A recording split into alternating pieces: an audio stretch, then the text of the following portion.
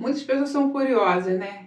Querendo saber quem é o nome do anticristo. Às vezes as pessoas colocam vários nomes para mim aí no comentário, o nome de várias pessoas que elas dizem que são o anticristo.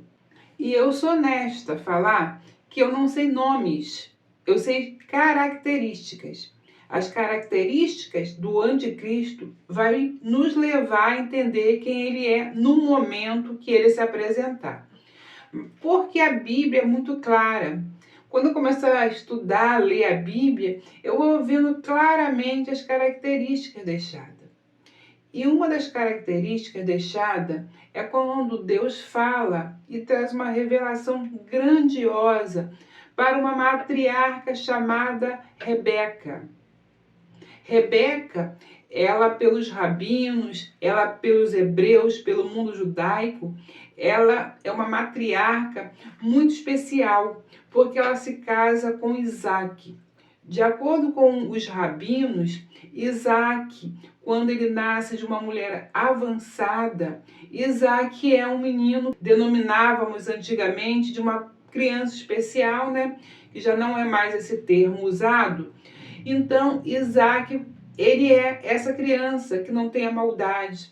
E quando a sua mãe vê que o seu irmão debocha dele, debocha porque ele é muito inocente, ele não tem a maldade, ele não tem esse pensamento, essa atitude maldosa, por causa da sua condição especial. E aí Sara toma uma decisão radical. Quando Sara morre, você vê que Abraão manda o seu mensageiro, o seu criado de fiel, buscar uma esposa para Isaac. E é dito que, se ela não aceitar, não quiser vir, dispense-a, não tem problema. E a Rebeca, né, aceita vir, e quando ela vê o seu marido especial, ela continua com ele, ela fica casada com Isaac toda a vida. E você perceba que Isaac, pelas atitudes de um homem, ele não consegue perceber certas coisas. Ele é levado, já um homem, tem gente que acha que é uma criança. Não, Isaac é um homem. Já é um homem de quase 40 anos, é levado para ser sacrificado e ele não entende o que está acontecendo, por causa da sua pureza. A sua esposa com seu filho consegue enganá-lo, ele dá a bênção para o filho errado e ele não percebe por causa dessas características. Então, a matriarca Rebeca, ela tem um papel especial nessa história, porque quando ela se vê grávida, ela vê uma batalha dentro do seu útero e ela vai consultar o Senhor. E o Senhor vai revelar, não para Isaac, mas para Rebeca, que era o braço direito de Isaac, ele vai revelar para Rebeca que ela carrega 2 nações no seu ventre. Só que essas nações vão guerrear e a nação mais nova dominará. E Jacó vem agarrado ao calcanhar, que é a luta desde o ventre, sendo que Jacó vai ser aquela semente que Deus vai escrever a sua história para todo sempre. Esaú, ele vai tomar Esaú vai ter um destino muito diferente. Ali, Deus, ele está mostrando as nações se dividindo. Jacó e Edom. Edom é vermelho. Edom vai ser aquele que vai para os desertos. Edom é aquele que Deus diz que tem uma batalha contra Edom para todo sempre. Ali está as 2 sementes que vão nascer futuramente. A semente de Jacó sairá o Messias, o ungido. Da semente de Edom, tente entender, irmãos. Da semente de Edom, preste atenção. Da semente de Edom vai sair o anti-Messias. O anti-Messias jamais sairá da semente de Jacó, porque Deus dividiu isso dentro do útero de Rebeca. A semente de Jacó sairá as 12 tribos. As 12 tribos que Deus vai restaurar daqui a pouco. Não demorará muito tempo e Deus vai restaurar as nações. Então, queridos irmãos, as 12 tribos, elas vão ficar intactas. Tanto é que a gente vai ver tanto é que esses nomes das 12 tribos estarão na Nova Jerusalém.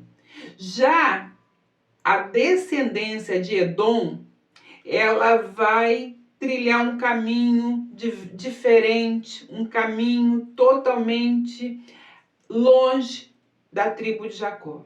Só que Edom em todo tempo perseguirá Jacó. Edom em todo tempo terá uma descendência que será um tipo anticristo.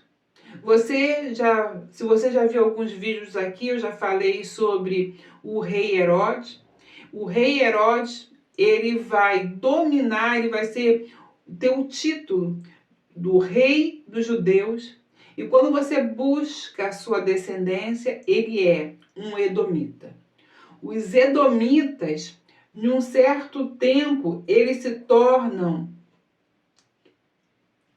os idomeus.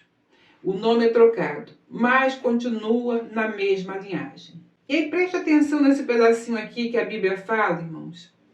Quando Nabucodonosor ele vai invadir Jerusalém, um grupo tenta fugir para não ir para o cativeiro. E quando esse povo está fugindo, quem vem destruir esse povo que está fugindo? Os edomitas. Eles vão tentar destruir esse povo. Vocês lembram que eles vão cercar? Na verdade, nós vamos ouvir falar de amalequitas. Os amalequitas guerreiam sempre contra Israel. Quem são os amalequitas? A mesma linhagem. Os amalequitas são os netos de Esaú. Continua na linhagem edomita. A linhagem é um negócio muito chato. Quando a gente começa a estudar a linhagem, é horrível, enjoado, a gente se perde, começa a ler para que é enjoado. Mas a linhagem não está ali à toa. A linhagem está ali para mostrar os povos, as suas descendências e a profecia se cumprindo. Então, os amalequitas, edomitas, depois edomeus, eles são da mesma raiz, descendente de Edom. Você vê que Deus tem uma guerra a ser travada contra Edom. Se vocês conversarem com os judeus hoje, eles vão falar, Edom foi a Igreja Católica também que perseguiu a gente na Inquisição, que foi um sofrimento. Então, alguns identificam e ligam isso. Mas é muito mais profundo. Os edomitas, queridos irmãos, muitos têm a sua identidade hoje mudada. Mas o anticristo, quando ele se levantar, ele será um edomita, jamais um judeu. A sua origem, o seu sangue será sangue de Esaú, que vai falar lá na frente. Vocês já viram aqui, do jeito que eu vou contando a Bíblia, que tudo se conecta e Deus não sai do controle.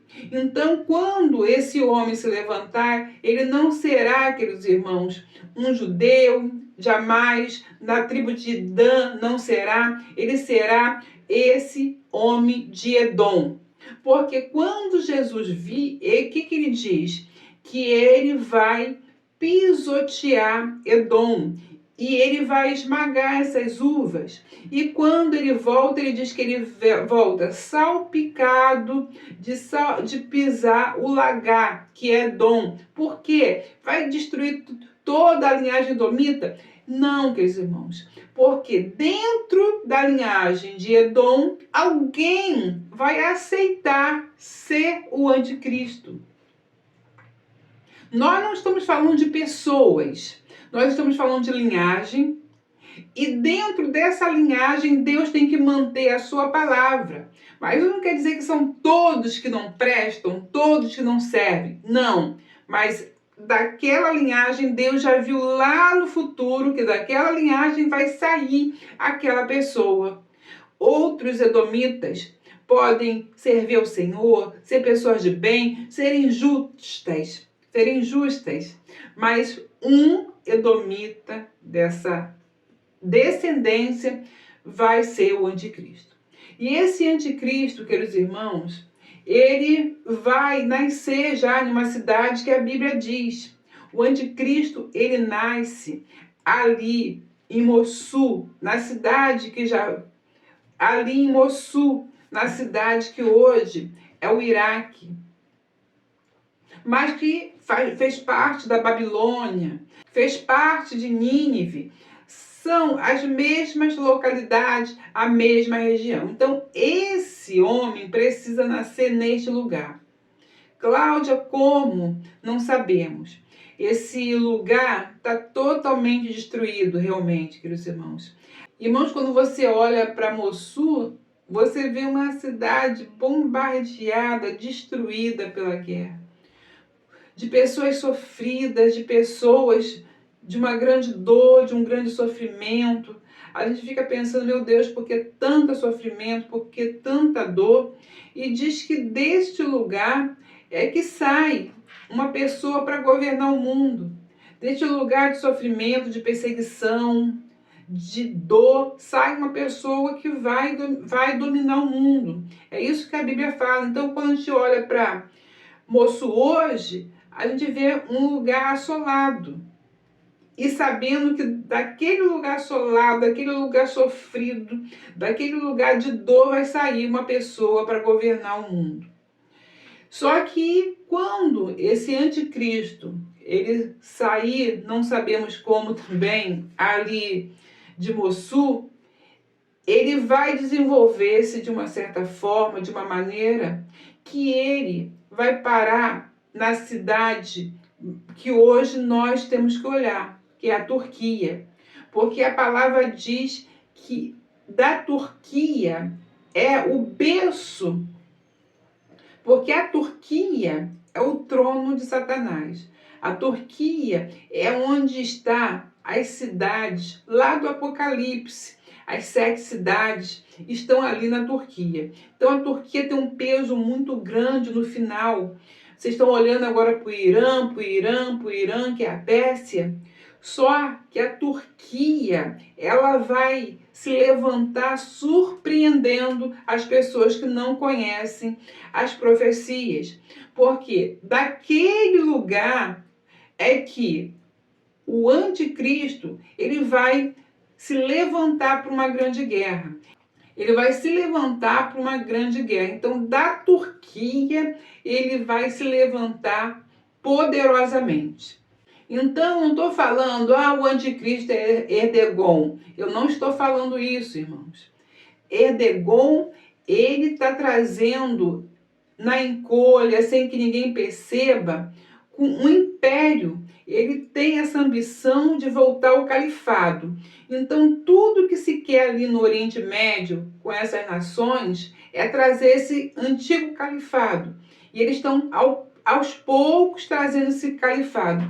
Você vê que tudo agora está lá no Oriente Médio, tudo está, vira e mexe, é o Oriente Médio, porque o mundo vai voltar para o Oriente Médio. E as pessoas não querem acreditar que um lugarzinho desse, que o Oriente Médio não tem nada. O Oriente Médio tem uma força profética, que o Oriente Médio, ela tem uma força milenar. O Oriente Médio tem uma força profética para aquele lugar. São as nações que Deus levantou. Deus levantou essas nações para servirem como ai para Israel. Então, ele levantou no passado e ele está levantando, porque nós iremos para o último cativeiro. No último cativeiro, não será Moisés que vai libertar o povo. O último cativeiro é o próprio Messias que vai levantar esse povo, que vai acabar com o último cativeiro. Por isso ele vem salpicado de Edom. Então, o Messias, queridos irmãos, o anticristo, quando ele surgir, você não vai me perguntar, Cláudia, esse é o anticristo? Não. Você vai dizer, ele é o anticristo. No momento que o anticristo estiver operando, se manifestando, você vai entender perfeitamente que ele é o anticristo por causa das características que estarão todas em uma pessoa. E acontecimentos no mundo ligando ele a esse fato. Queridos irmãos, eu espero que vocês tenham gostado desse vídeo. Não deixe de deixar o seu like, compartilhar, deixar seu hype se você puder. E até o próximo vídeo, se o Senhor nos permitir.